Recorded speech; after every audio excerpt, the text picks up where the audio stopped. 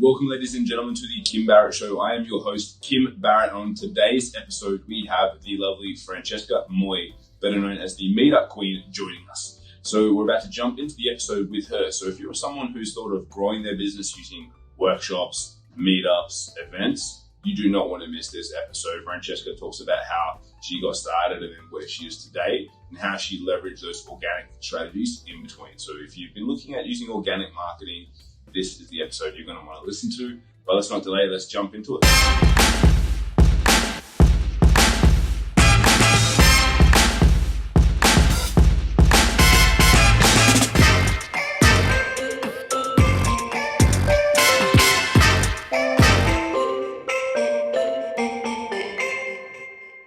So Francesca, thank you so much for joining us today. Really appreciate you taking the time. Thank you so much for having me. I'm so excited about this, Kim. Yeah, my pleasure. So obviously I've already given you a little bit of an intro to everyone, and I know that you're really good at this. If you walked up to someone at a party and you were introducing yourself, what would you say that you do? Oh my God, I love this question. Okay, so what I would say is literally, oh my goodness, you wouldn't believe it. 5 years ago, I was like stuck and I couldn't get any clients whatsoever. And then all of a sudden, I started this Meetup group and Facebook group, and boom, I got fully booked in 3 months' time. And then from there, I had to teach people how to do that. So I teach coaches and experts how to grow their business by using Meetup and Facebook. It's a little bit of a loaded question because you do that like every single day. You teach people how to do that as well. So you're a gun when it comes to introducing yourself, which I love. But tell us a little bit more about that, because then at what stage did you get the nickname of the Meetup Queen? How did that come about? Yeah, I love that. So actually, I was shocked because I started my meetups in October 2014. And by the end of November, everybody was like, you are the Meetup Queen. You are everywhere on Meetup. And I was like, hold on a second. If you think I'm everywhere on Meetup, you are too, right? So I actually, the first few people that said that, I was like, no, I don't believe you. But then eventually my Meetup group started to grow. And so in about 6 months later, I was like, all right, people are really saying that a lot, that I'm the Meetup Queen. And so I'm going to have to use it for marketing. It was like a no-brainer. Yeah. And so what did that actually mean? Being the Meetup Queen, like what did that actually mean for you? How many meetups were you doing? What was the outcome? Like what actually happened there? Yeah. So a lot of people think that the Meetup Queen means like I'm a dating coach or something. I'm like, yeah, no, I'm not very, I was single for 5 years, so I wasn't very good at dating. That's for sure. So meetups, it was fascinating for me because I started the first group and I didn't know what I was doing. So I was doing like a meetup every week to get people in front of me and just trying to understand what this meetup was all about and how I could actually get people involved in this. So at the beginning, I was doing like a meetup every week. And then I moved to a meetup every 10 days. And then eventually to a meetup every month. And then slowly, now we only do 4 a year. So it's less and less and less every year. But the thing is, at the beginning, the meetups were a place where people were not going to. So there was this meetup.com and it wasn't working and people were not going to. And so that's why when I started running meetups in Brisbane, I was one of the few meetups that were really working and people were showing up to. And the reason why is because I was using Facebook, not really Meetup. Meetup was just like an Eventbrite, like a landing page, like a place where people will go and say, oh yeah, I'll come to this event. I wasn't leveraging from the Meetup platform as such. I was bringing people from Facebook into Meetup. Yeah. So when you say that, how are you bringing them from Facebook? What was the process that you were doing over there? Yeah. So what I was doing was really nurturing people on social media, on Facebook. I was doing Facebook Lives at the time. Like it sounds like I'm like super old, right? But 5 years ago, nobody was using them, right? Nobody was doing Facebook Lives. And I went from using Periscope to Facebook Live, right? And so that people started to follow me on that. They would start to see that I was running little meetup in a pub with some people. And we were working on mindset at the time because I was a life coach. And people loved that. And so slowly they started to say, hold on, when is the next one? How did I miss it? And people were like from Sydney, when are you coming to Sydney to do these meetups? And I was like, wow, there's a need here. And so I was just instead of like promote it, I would talk about it. I was so excited about this meetup. I couldn't believe people were like just RSVPing consistently. I was like, what is going on? And so the more that happened, the more I would go on Facebook Live going, oh my goodness, we have event. Like in 10 days, we got 100 RSVP. This is crazy. Now just talk about it as like with my passion. And people were like, okay, I need to go and check this woman out. What's going on? I love that. And you say you're doing lives on Facebook, and I'm assuming this is on your personal profile, right? Yes, Kim. This is something that a lot of people that come to my workshop, when I drop the bomb of you have to use your personal profile, they go, freak out, right? Yeah. And why do you think that is? Because obviously you speak to a lot of people, you run workshops all around Australia, you pretty much seem to be on the road all the time. So you speak to a lot of people about this stuff and you know what it is. Yeah. Why do you think people freak out when it comes to their personal profiles? Like, what is it? I think that a lot of people have worked in corporate for a long time, and then they leave the corporate job and they want to start this business, and they're thinking, okay, business is business, personal is personal, I'm going to keep them separate. And they can't, like, there is this idea of being in business, you have to be professional, and which for some reason people think and assume that professional means being closed off and hide stuff and not be truthful, which is the opposite, right? The more you are real, the more you're truthful, the more you show your real you, the more people love it. And the people are going to be like so engaging and excited about what you have to offer. So that is something that I don't really like understand. And I always talk to people on stage going, you guys, you have to understand that Facebook is a business tool. It's not for me to connect with my friends and family. If I want to connect with my friends and family, I get them to call me on my mobile. They got my number, right? And Facebook is a business tool, and it's a free business tool at the beginning. And then absolutely Facebook ads are going to explode that. But if you don't have the base of using your personal profile to grow your business, I just think that it's way too hard. People make it way too hard for themselves. Yeah, it's so true. Like I had a call with a lady the other day, and she's like, I need to launch this new program. And I was like, cool. Have you tested anything on your personal profile? And she's like, well, no, I've just had a baby. So I deleted a bunch of people. And then she's like, but I get 10 people a day add me that are my ideal market. And I was like, and you don't add, and she's like, I don't add them. I don't want to add them. I was like, if you really want, go and make another profile just for your family and friends where you just post pictures of your baby if you don't want to show people that, which is fair enough. But like, if you have 10 people a day that want what you have and you're not letting them connect with you, like surely there's something going wrong here, right? Yeah, I hear that all the time. I suggest to those people, I say, look, start up a Facebook group, like a secret Facebook group, because I don't want to there's that little risk of people going, oh, this is a fraudulent profile, we shut it down. And then you build all this stuff, right? So it's like created this Facebook secret group that you put all your friends and family in, you post wherever you want, whenever you want. However, whenever you put a photo of your kid, of your dog, of your boyfriend, your Facebook is going to go nuts. So why would you want to hide those, like the best posts ever, right? Exactly. I think that's what you said before is really hits the nail on the head, is that you've got to use it as a tool for business. Otherwise, you just get sucked down the black hole of sitting there scrolling and you're just the same as everyone else. And if you're a business owner, that's not going to set you up for success, right? Yeah, 100%. And the thing is, I know that I'm sure that you're the same. I don't scroll. I don't do the scrolling on Facebook. I'm on Facebook, I do my work and I'm out of there, right? I go on Facebook, I add value, I find places where I can add value, comment, post, help someone, give a free tip, and then I'm out of there. I'm not there to check what other people are doing. And those are the people that want to have the engagement, but they're not willing to take the steps, right? Yeah, 100%. And look, I'll put my hands up. I do scroll because I look for ads. So I'm only there to look for ads. All right, I'm not. That's why I'm there for.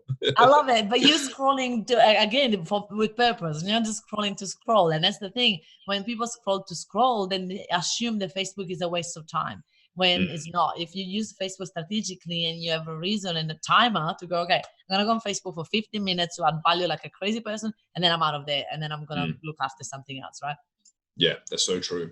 And now, if we're circling back a little bit though, are you still the queen of Meetup? Well, that's a really good question, Kim, because a lot of people are like, you've grown out of that. You're not the Meetup Queen anymore. And so there is a bit of a dilemma for me of going, should I slowly, get away from that name. However, lots of people know me as the Francesca Moi, the Meetup Queen. Like literally, like I go out somewhere and people were like, hold on a second, are you Francesca Moi, the Meetup Queen? And literally Eric, my boyfriend, he goes, what? He comes from Canada and he's like, what's going on? Like in Australia, like, wherever we go, people know this woman have. And so I don't know, it's a little bit of a risk, and I'm more than happy to say that. And I'm thinking about it, but I haven't made a decision yet. You tell me, what do you suggest? Well, like I would say, again, it depends on the portion of people that you have coming through from meetups still. So if you're still running meetups, I mean, it's good to have. But I would say from my observations, I would say you're almost moving towards the events queen. You know what I mean? Rather than meetup specifically. Because again, it's like, that's why I try. And, I have the same thing. Because a lot of people know me as like Facebook ads guy.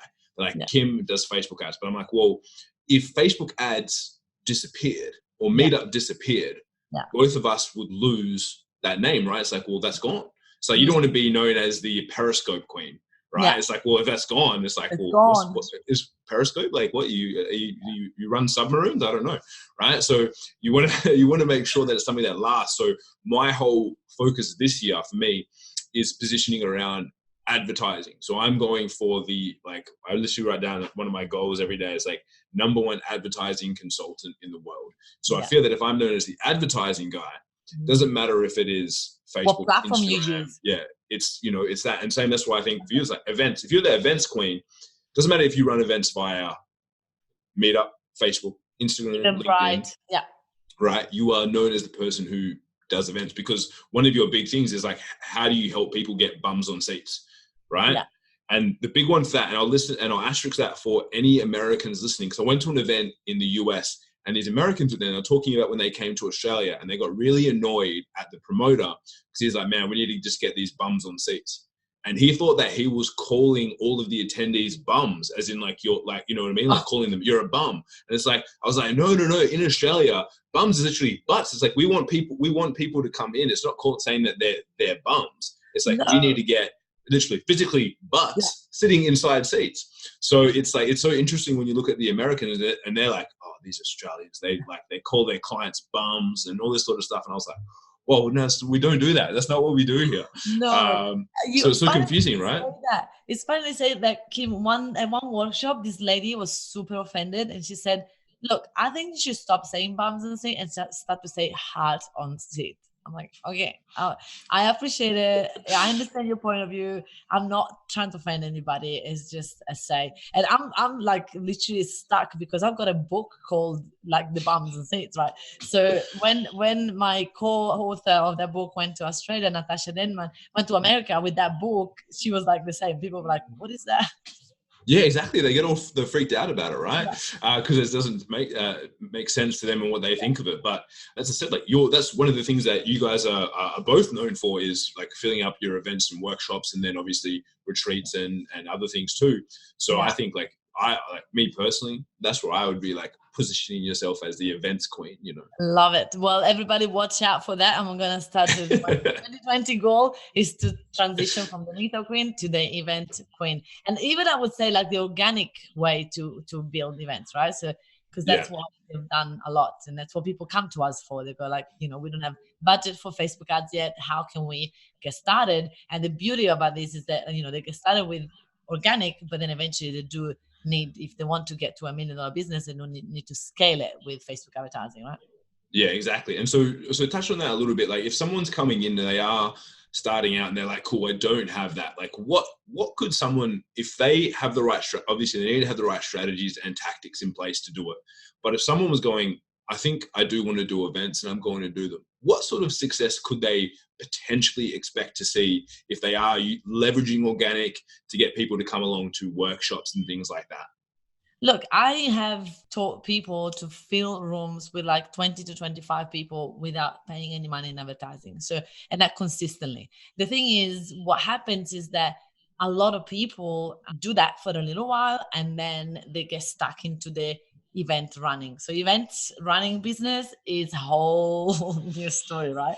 Because then you get stuck into like, okay, next event, and you forget to do the most important thing, which is keep getting new leads. so that you don't finish your warm audience. So that's the mistake that I made in the business. So when I started to run Facebook advertising, I thought, oh, Facebook ads was having the new people. If I keep being consistent and nurture the people that I get, I will be fine.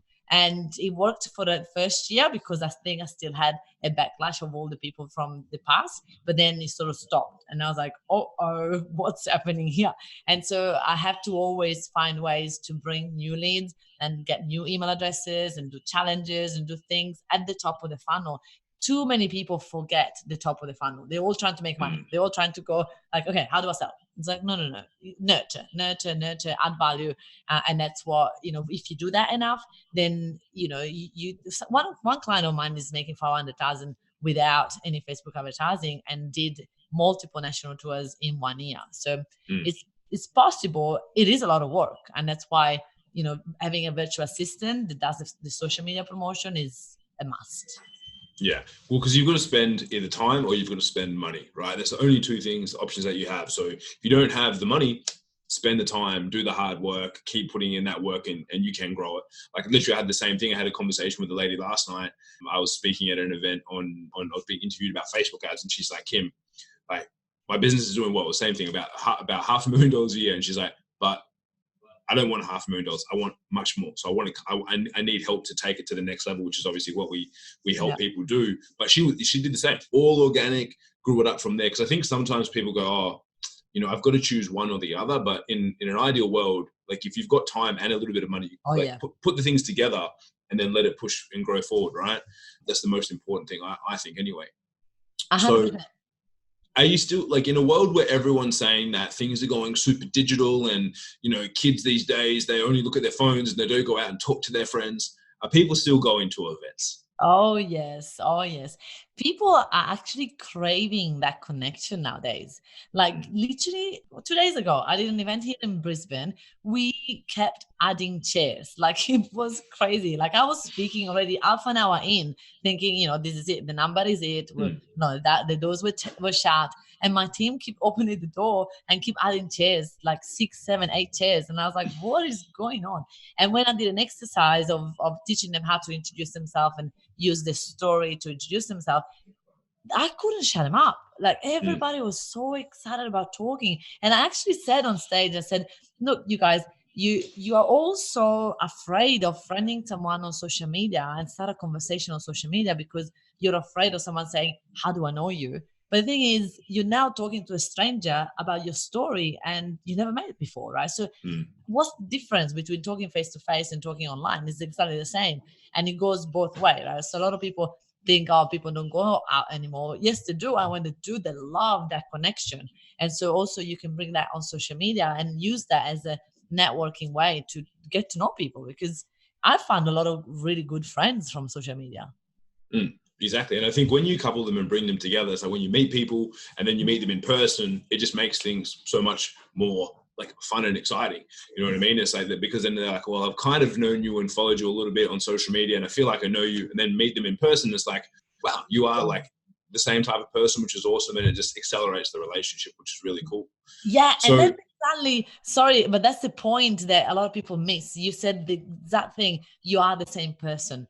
That's what people don't understand on social media. They want to be fake and they want to like hide and they want to say all the things that are real and they want to be vulnerable. But that's what people love. The more you are the same online, offline, one-on-one, one-to-many, the more that your tone and your voice, your attitudes, that doesn't change, the more people will trust and want more. Yeah, exactly. I think as you hit the nail on the head there with a few things, which is also that you do have to, if you're going to use, especially if you're going to use your personal profile and you're going to use organic and then you're also going to do paid and events or whatnot, everything has to be matched up and has to be in alignment. You can't be those people that only post their best days. Yeah. Because then everyone starts to compare you, because then what happens is, and that's why the negativity that you see on social media comes, is because you are comparing your worst day with someone else's best day. And if they only post their best days, they're like, oh, this Francesca, she's just amazing. She never misses a beat. I could never be like her. Yeah. And then it's like, when you actually like, oh, here's the real life scenario. This is things that are happening. Yes, I share my wins, but I also share what I learn when things don't go right as well. Yeah. It's funny that you say that, because the last month has been out of this world crazy, like legit. If I haven't given up the last month, I'm never gonna give up. Like for real, right? And it's, you know, challenge after challenge after challenge, which I know that the universe is trying to teach me a lesson to do something that I'm really been putting off for a while. I'm going, oh, I'm not going there yet. But obviously the universe is now going, no, that's it. You have to go there. So I'm moving towards the online space more, and I've been resisting that a lot. And I'm ready. I'm gonna say that out loud, and it's exciting and scary because when you get to the point that you know how to, you know, make money, you know how to have a successful business, you know how to pay your employees, you know how to pay your rent, you know how to make money, right? It just go, why do I have to change it? I'm just going to stay here. But the thing is, if you stay there, you're not going to grow and you're not going to be able to take it to the next level. And also as a person, you get bored. So last year I was really bored, but I was terrified of moving in a different direction. And so the universe is now making me go to the new direction, which is exciting. But the thing is challenging and scary. And a lot of people are like, no, don't change. Just stay. Just keep doing. Well, you don't need more than 1.5 million. Just stay there. And I'm like, no. It's not that I need that. It's that I can impact more people if I get over myself. Yeah, and that's the big point that people will talk about there, because some people like to talk about the money they make, some people don't. But then the funny thing I find is that when people talk about it in a negative way, it's like you don't need more than that or anything like that. It's like, well, if you're doing something, like if you're just doing something for greed or just for yourself, sure. But like a lot of people complain, I don't know if you saw it. So we've obviously, if anyone's again watching this from overseas, we've just had a lot of big Australian bushfires, which have been hugely impactful on the whole of Australia. And there's been people that have been making donations and contributing. And there's Twiggy Forrest, who is the head of one of the largest mining companies in Australia, made I think it was a donation. It was like $50 million, which at that time was the largest donation made out of anyone anywhere. Some people praised him. Other people like, how come you're only making a $50 million donation? You're a billionaire. Why aren't you doing more than that? It's like, hang on, people in this like, well, if he didn't make a donation, people will complain. If you make a donation, people are going to complain as well. So it's like, you've got to do what's best for you. He knows it's like, hey, I know I'm helping out. I'm giving a $50 million donation to the bushfires, and I know I'm going to help.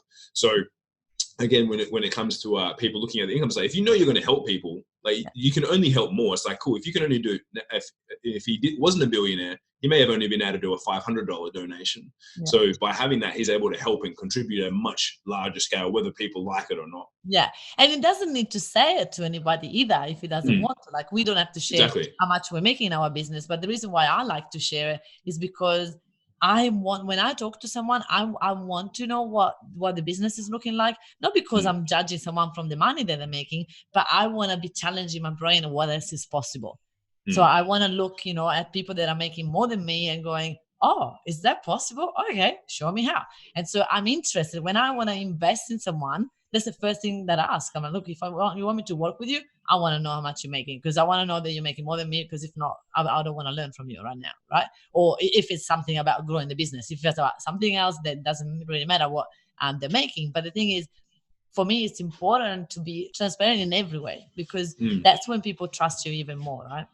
100%. And it's also because what you do, and similar for myself, and where most of the time people are pretty forthcoming with us, but sometimes people are reserved in that. But it's the same for you, because you give people specific strategies to achieve specific outcomes.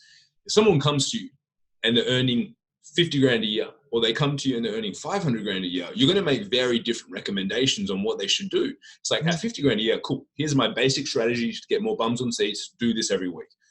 500K a year, cool, here's some more advanced strategies. Maybe you should be looking at adding in new products and things like that. You're going to give them slightly different advice. But then everyone's like, oh, they want to know what I'm doing. It's like, well, a lot of the time it's also to help you. But same as you say, like, if you want help from someone, it's like, well, I don't want to learn business growth from someone who's doing $1 million a year, because I want to know how I go from 1.5 to 5 or 5 to 10, to whatever it might be.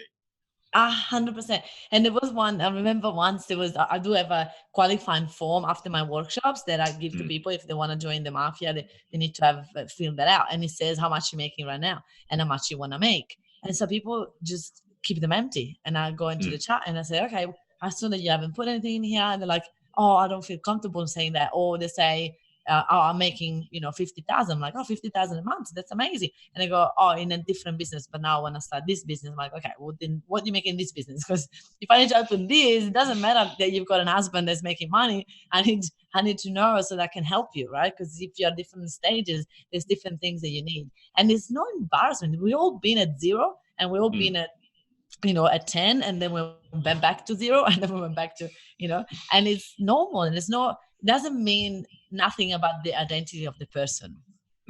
Yeah, 100%. So true. I love that. Now, I'm going to ask you a question, Francesca. Some people like this question. I got asked it on a podcast one time and I love it. So I've stolen it. I can't remember who I stole it from. So apologies if they listen. But what is one question that I didn't ask you that I should have? Oh, all right. That's a really good question. It makes me think. Okay. Maybe something like, I love when people ask me that question. What is one thing that nobody knows about you? Okay, well, fill us in. And remember, you can't use the one thing you've used in any other podcast or any other interview or any other event you've done.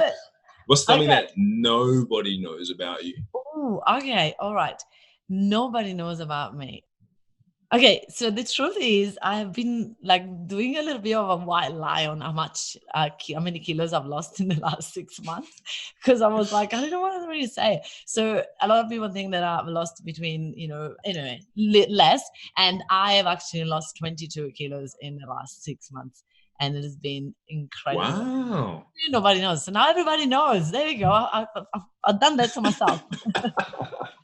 That's amazing. That's amazing. Yeah, really, and the reason why I didn't want to know, because I didn't think that I had that much to lose, and I was sort of embarrassed when I was like, oh my God, I was actually overweight and I didn't know it. And so it doesn't matter. This is the truth. Yeah, I love it. That's amazing. Don't tell anybody. I won't tell any of our thousands of listeners, guys. We won't. Block your ears. Go back and rewind and block your ears on that one, guys. That's awesome. So, Francesca, if people want to find out more about you, if they want to connect, obviously we'll put all your links in the show notes and everything like that. But where are you most active? If someone does want to check out more about you, where's the best place for them to go? The best place is the Entrepreneurs Abundance Mindset Facebook group. There is 8,500 people in there, and I'm there consistently. So I look forward to seeing you in there. Awesome. Thank you so much. And guys, we'll put links to everything that Francesca does in the show notes. Check her out. She's amazing. She's the events queen. You've heard it here first, guys. It's amazing. So thank you again, Francesca, so much for joining us. I really appreciate it. Thank you so much for having me. It was much fun.